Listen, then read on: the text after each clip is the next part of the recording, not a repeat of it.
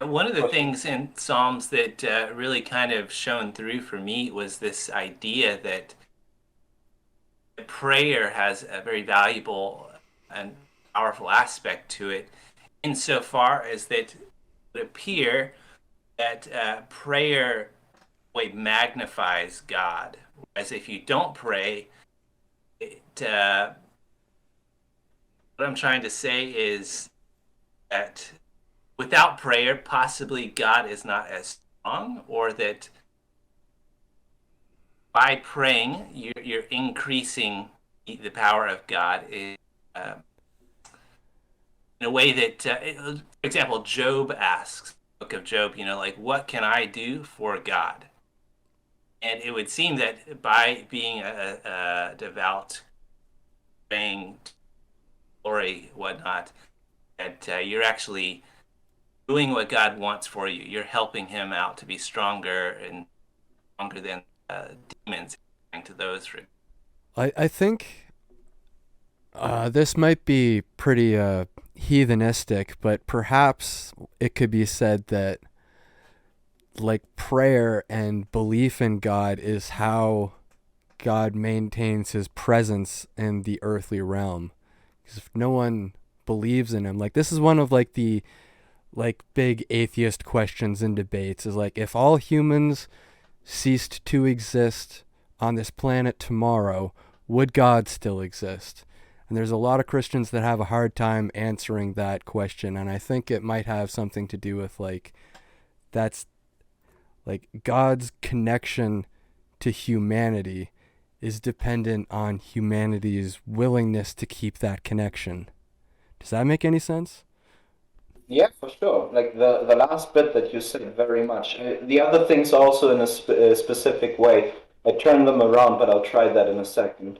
Um, the yeah, it's one of the greatest gifts that God gave us is free will, and it's also the only thing that makes a real relationship possible, a loving relationship.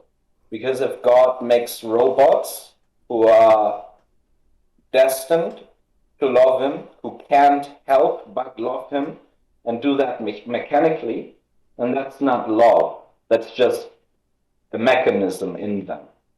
Love always depends on the free decision to love and to act in love to someone.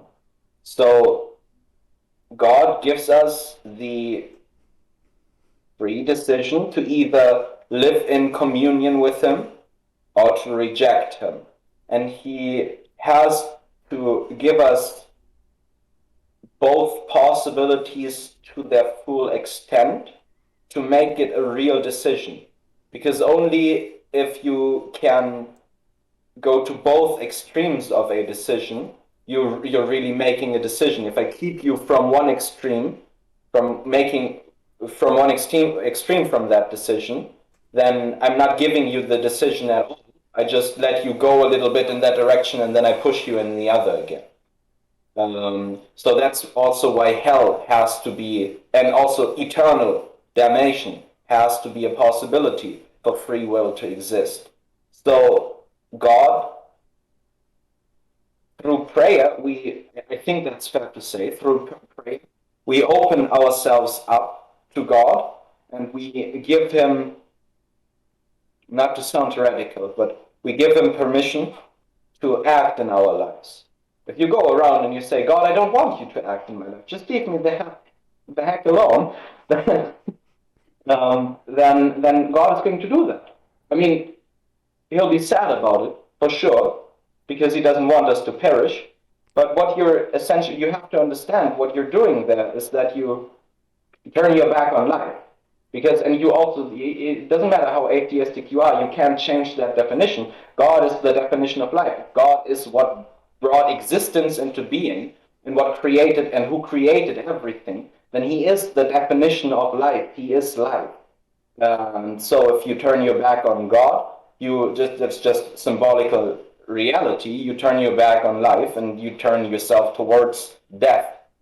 Um, and so I think that's what prayer is turning yourself towards God and using your free will to give him permission to act, let's say, on your behalf in ways that you yourself can't act and that you need his help.